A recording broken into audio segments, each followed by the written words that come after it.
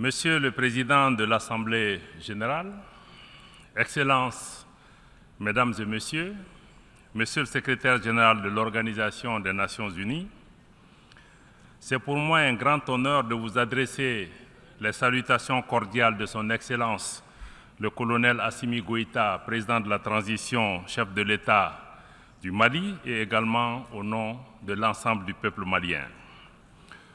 Je m'exprime du haut de cette tribune également au nom de Son Excellence le général de brigade Abdourahmane Tchani, président du Conseil national pour la sauvegarde de la patrie, chef de l'État du Niger, empêché de s'exprimer à la tribune de la présente Assemblée générale.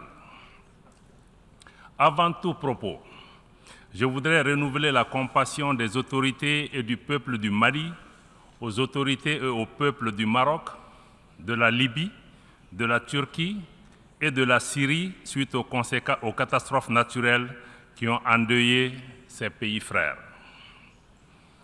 Monsieur le Président, la paix et la sécurité restent la priorité des populations du Mali et du Sahel. Après plus d'une décennie de violences aux conséquences particulièrement dévastatrices. Pourtant, cette région était connue comme un havre de paix, de cohésion sociale et de vivre ensemble entre les communautés qui la composent. Pour sa part, le Mali a décidé de changer de paradigme et de prendre son destin en main. Ainsi, au plan sécuritaire, le Mali a accordé la priorité au renforcement des capacités des forces de défense et de sécurité maliennes afin de leur permettre de s'acquitter de leur mission régalienne de défense du territoire national et de protection des populations et des biens. Aujourd'hui, le peuple malien a repris confiance en son outil de défense. Aujourd'hui, les populations du Mali sont encouragées par les résultats engrangés dans la lutte contre les groupes armés terroristes et leurs sponsors étatiques étrangers. Le Mali dénonce à nouveau et avec force les ingérences de certaines puissances qui continuent de faciliter les activités criminelles des groupes armés terroristes au Mali et au Sahel.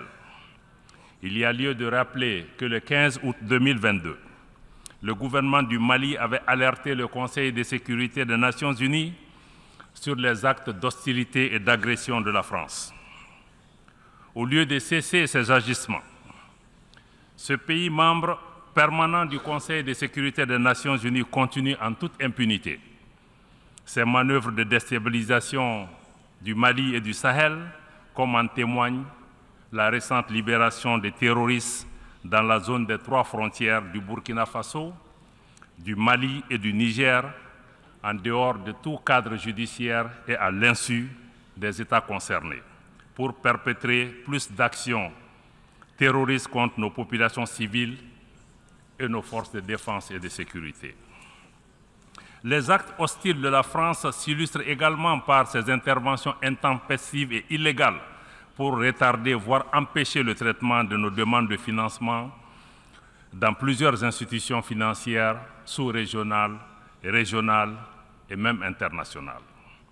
Dans le même ordre d'idées, il est regrettable que le même pays, la France, tente et même parfois parvienne malheureusement à instrumentaliser des organisations régionales africaines opposant des pays frères les uns aux autres uniquement pour ses intérêts géopolitiques dans une démarche néocoloniale et paternaliste. Monsieur le Président, le Mali est conscient du fait que l'action militaire seule ne suffit pas pour enrayer de manière durable les défis complexes liés au terrorisme et à certaines problématiques de la gouvernance du pays. C'est la raison pour laquelle le gouvernement s'est doté d'une stratégie intégrée qui comprend les réformes politiques et institutionnelles, le volet développement, la prise en compte des préoccupations spécifiques de la jeunesse, des femmes, y compris l'emploi et leur représentation dans les instances de décision au niveau local et national. Pour créer les conditions permettant de réaliser les aspirations profondes des populations maliennes au changement, Le gouvernement s'est engagé dans la mise en œuvre de réformes politiques et institutionnelles nécessaires à la refondation de l'État. Participe de cette dynamique l'organisation réussie le 18 juin 2023 du référendum sur la nouvelle constitution du Mali, adoptée à plus de 96%. Sa promulgation par le chef de l'État le 22 juillet 2023 consacre l'avènement de la 4e République du Mali. En passant ce cap, le gouvernement donne le gage d'une volonté réelle pour le retour à un ordre constitutionnel apaisé et sécurisé, y compris l'organisation dans les tout prochains mois des élections générales. Monsieur le Président, après 10 ans de présence dans mon pays, la réponse internationale aux défis sécuritaires du Mali n'a pas été à la hauteur des menaces. Les attentes des populations maliennes, maintes fois exprimées par les autorités, ont ainsi été souvent ignorées. La mission des Nations Unies au Mali, MINUSMA, n'a pas été en mesure d'aider le Mali à rétablir son autorité sur l'ensemble de son territoire, en dépit cependant des moyens importants investis en elle ces 10 dernières années. Durant sa présence sur le territoire national, la situation sécuritaire, malheureusement, n'a fait que se dégrader. L'insécurité qui était cantonnée dans les régions du nord du Mali au moment du déploiement de la mission des Nations Unies en 2013 a atteint les régions du centre et du sud. Cette propagation de l'insécurité est fort heureusement en cours de fléchissement grâce au succès indéniable remporté sur le terrain par les forces armées maliennes, malgré les défis inhérents à ce type d'opération.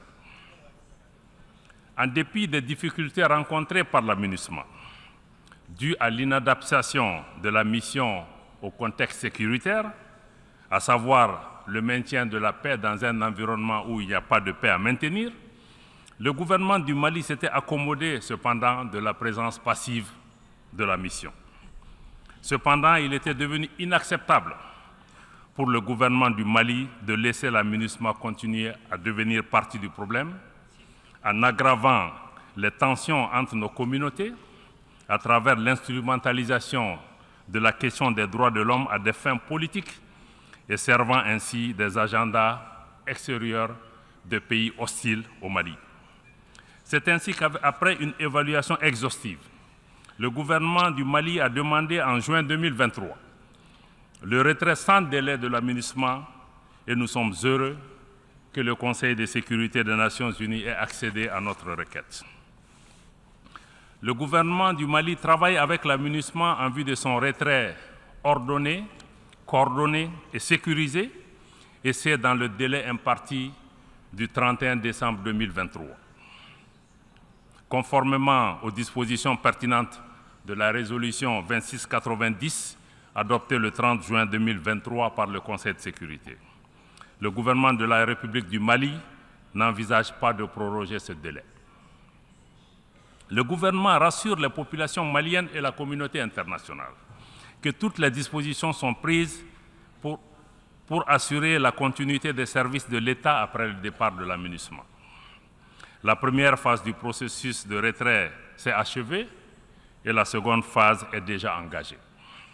Certes, la MINUSMA n'a pas été capable de remplir son mandat, mais le gouvernement et le peuple malien restent reconnaissants pour les efforts et les sacrifices consentis durant les 10 dernières années au Mali. Je rends ici hommage à la mémoire de toutes les victimes, civiles comme militaires, maliennes comme étrangères tombées au champ d'honneur au Mali.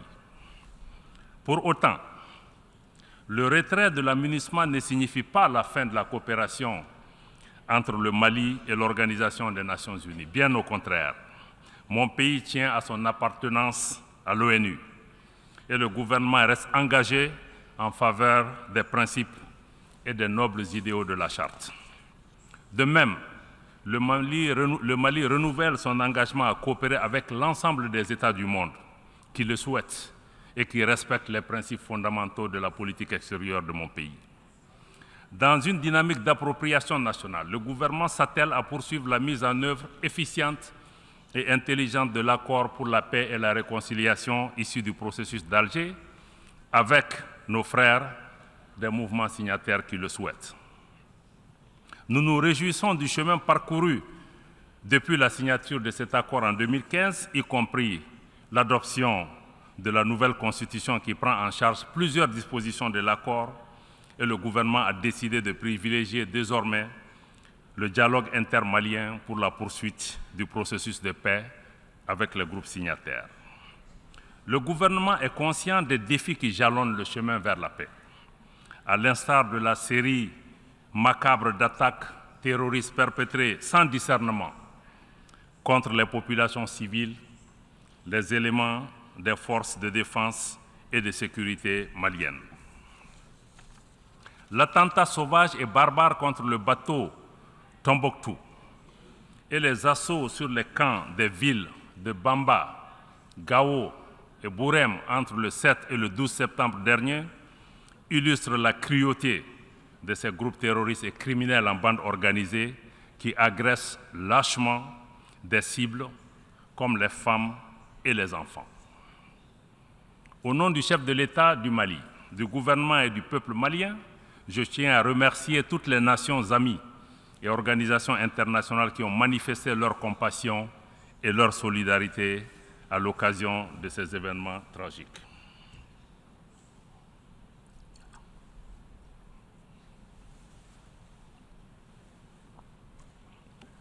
Toutefois, il est regrettable que même face à ces événements aussi tragiques, et au moment où le thème de notre session nous engage à plus de solidarité, donc il est regrettable que le Conseil de sécurité des Nations Unies ne soit pas parvenu au minimum de consensus pour à tout le moins dénoncer ces actes barbares.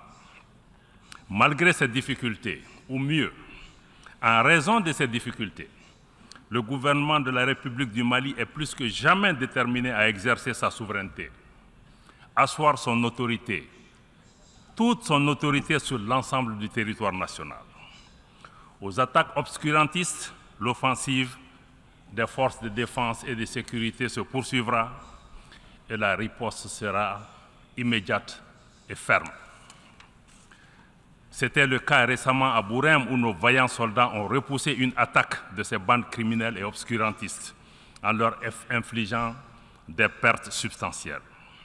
Concours de cette dynamique du renforcement de la présence et de l'autorité de l'État, l'engagement de l'État à occuper toutes les emprises libérées ou à libérer par la MINUSMA.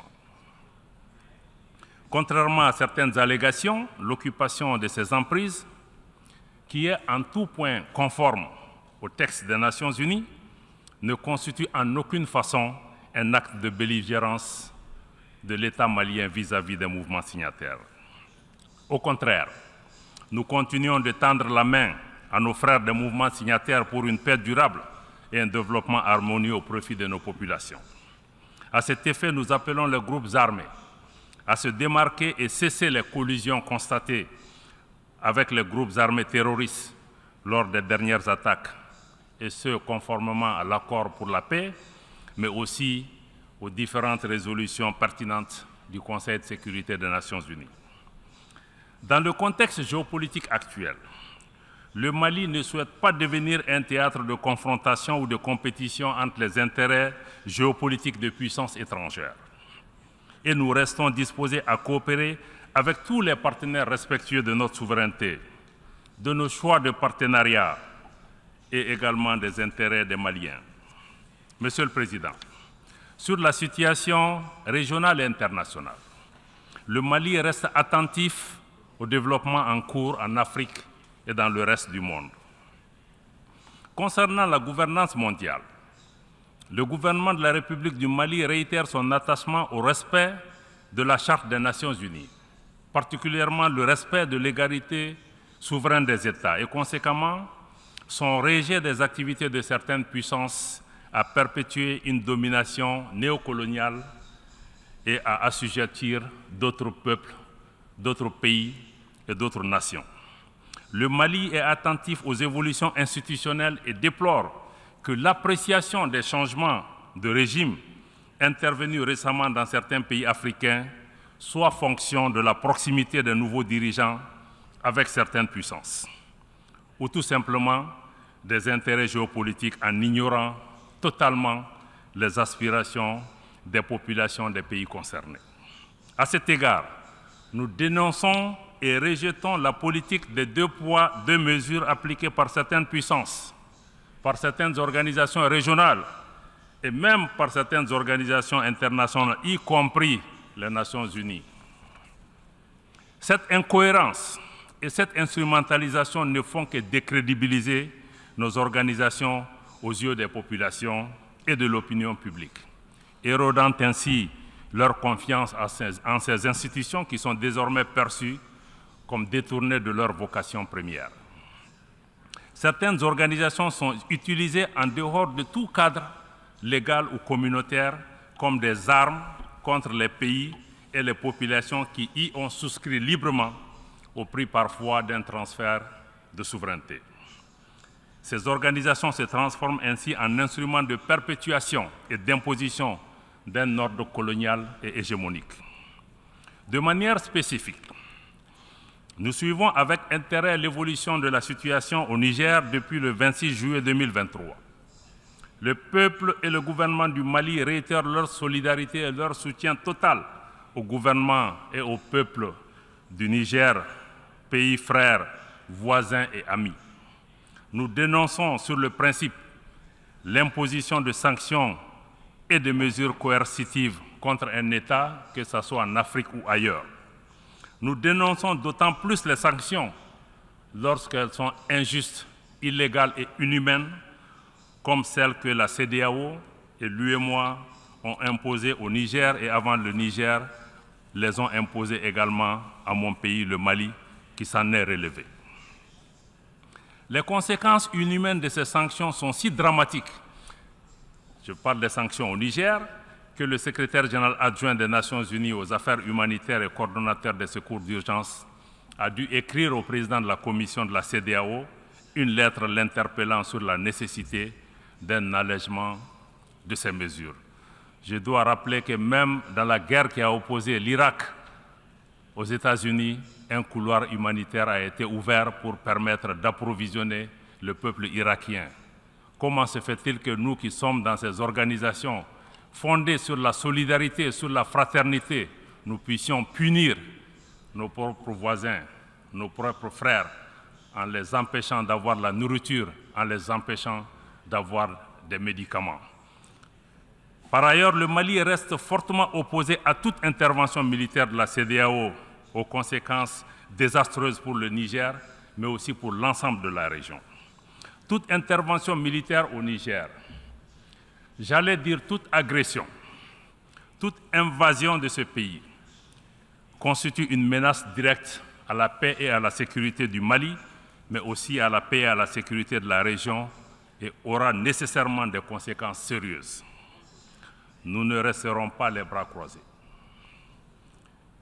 Il est primordial d'éviter de reproduire les graves erreurs d'un passé relativement récent. Il vous souviendra qu'en 2011, en dépit de l'opposition ferme et des mises en garde des dirigeants africains, le Conseil de sécurité des Nations Unies a décidé malheureusement d'autoriser une intervention militaire de l'OTAN en Libye, dont les conséquences ont déstabilisé durablement ce pays frère et l'ensemble de la région.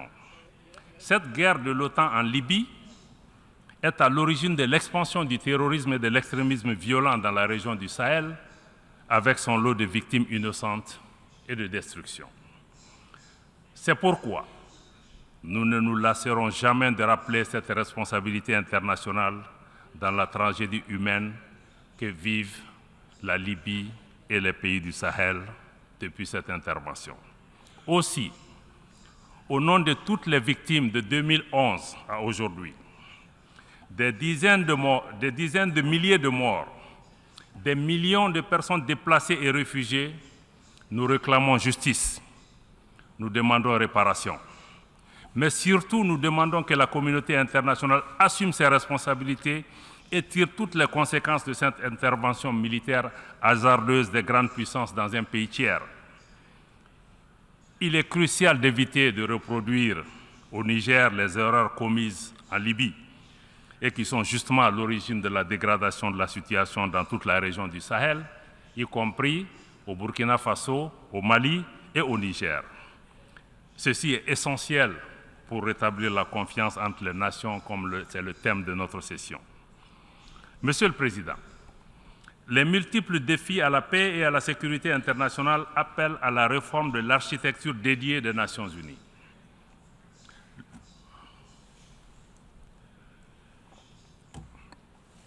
Le Mali réitère son soutien à la demande légitime du continent africain en faveur de la réforme du Conseil de sécurité afin de le rendre plus représentatif des réalités de notre temps. Dans la même veine, le Mali continuera de plaider pour la réforme de la gouvernance économique, financière et politique mondiale afin de créer les conditions optimales et justes de la participation de nos pays aux institutions multilatérales. Dans cette dynamique, le Mali réaffirme le rôle central que l'Afrique doit jouer au sein des institutions et des organisations internationales. À cet égard, le Mali salue l'ouverture de l'Alliance des BRICS à de nouveaux États, y compris des États africains. L'Alliance des BRICS et ses mécanismes, y compris la banque, offrent une alternative flexible et adaptée aux besoins de développement des pays du Sud global.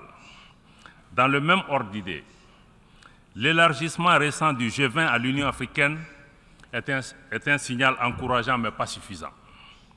Il est important que la participation de l'Afrique à d'autres forats internationaux s'intensifie au nom de la justice et de l'équité. Les changements climatiques constituent une menace réelle pour les générations présentes et futures. Nous devons avoir le courage de sortir du dogmatisme ambiant et des jeux d'intérêts étroits concernant cette problématique. À cet égard, le temps est venu de mettre effectivement en œuvre les décisions de nos sommets et de nos COP. Il est plus que nécessaire que les pays à l'origine du changement climatique assument leurs responsabilités pleines et entières, y compris celle de soutenir les efforts des pays du Sud pour un développement respectueux de l'environnement. Monsieur le Président, je voudrais rappeler que l'Organisation des Nations Unies a été créée en 1945, comme vous le savez, essentiellement pour préserver les générations futures du fléau de la guerre. Ce noble objectif prescrit par la Charte des Nations Unies est loin d'être réalisé. Mieux, les tensions géopolitiques actuelles et les conflits multiples dans le monde constituent des motifs réels d'inquiétude pour le multilatéralisme, la coexistence pacifique et le développement harmonieux. Faisons une pause dans la rhétorique de l'intimidation, de la menace et de la guerre. Comme le thème de cette 78e session nous y invite, travaillons ensemble à rétablir la confiance et à raviver la solidarité mondiale. Osons des réformes qui permettent de construire un monde où chacun compte, un monde où personne n'est laissé de côté. Ensemble, travaillons à mettre en place des mécanismes internationaux efficaces, équitables et inclusifs, permettant de régler les crises et non de les encourager ou même, dans certains cas, de les entretenir. Victimes directes de l'ingérence persistante de certains pays dans leurs affaires intérieures, les populations du Mali et de plusieurs États du Sahel continuent, hélas, de vivre les conséquences tragiques des crises multidimensionnelles imposées et entretenues par ceux qui, paradoxalement, viennent donner des leçons de démocratie ou de respect des droits humains. Dans la mise en œuvre de la vision du chef de l'État pour l'émergence d'un Mali nouveau, libéré de toute domination extérieure néocoloniale, le gouvernement de la République du Mali est honoré de compter sur des partenaires sincères, sur des pays qui valorisent les relations d'égal à égal dans le respect mutuel. À cet égard, je tiens à adresser une mention spéciale à la Fédération de Russie pour sa solidarité agissante et un engagement fiable, tant sur le plan bilatéral que multilatéral. Le Mali demeure engagé pour le renforcement des mécanismes régionaux et sous-régionaux africains qui défendraient véritablement et prioritairement les intérêts des populations africaines. Fidèle à sa vocation panafricaniste, réaffirmée dans toutes ses constitutions successives, le Mali réitère son adhésion à tous les mécanismes de sécurité collective pertinents. notamment ceux dans lesquels le leadership africain est affirmé, mais aussi dans lesquels l'instrumentalisation est rejetée et combattue. C'est tout le sens de la création, le 16 septembre 2023, de l'Alliance des États du Sahel par le Burkina Faso, le Mali et le Niger par la signature de la charte du Liptako-Gourma. Cette organisation vise à établir une architecture de défense collective et d'assistance mutuelle dans le but de lutter contre toute forme d'agression, toute forme de terrorisme et de criminalité transnationale organisée dans l'espace de l'Alliance. Cette nouvelle organisation ambitionne également de fédérer les efforts des 3 pays dans les domaines socio-économiques et monétaires, mais aussi de renforcer sur de nouvelles bases l'intégration régionale, cette fois-ci une intégration des peuples fondée sur la solidarité, le respect de la dignité, de l'identité de nos peuples et de nos pays, l'affirmation de notre souveraineté sur nos terres et sur nos ressources, mais aussi notre souveraineté sur nos organisations, le financement de nos activités par nos ressources propres, ainsi que le rejet des ingérences extérieures, des politiques hégémoniques de domination néocoloniale ou d'assujettissement. Outre les mécanismes à vocation sécuritaire, le Mali souscrit pleinement aux initiatives africaines qui œuvrent à la promotion et au renforcement des liens de fraternité et de solidarité, à l'instar de l'Alliance politique africaine initiée par la République sœur du Togo et qui aspire à une Afrique indépendante, politiquement forte, décomplexée, non alignée et capable de participer d'égal à égal en tant qu'actrice à la gouvernance mondiale. Monsieur le Président, Excellences, Mesdames et Messieurs, pour terminer, je voudrais faire observer que les multiples défis à la paix, à la sécurité et au développement imposent un cadre multilatéral refondé, adapté et inclusif. Nous ne devons plus continuer à faire la même chose avec les mêmes mécanismes, les mêmes institutions inadaptées et espérer des résultats différents. Pour sa part, le Mali reste attaché à un multilatéralisme où chaque nation compte. Un multilatéralisme solidaire, porteuse de solutions ambitieuses aux défis complexes de notre temps, particulièrement au Sahel. Un multilatéralisme ouvert, prenant en charge les aspirations profondes de nos populations au changement, à la dignité, au respect, à l'égalité souveraine des États, à l'équité, à la justice, au développement, à la sécurité et enfin à la paix. Je vous remercie de votre aimable attention.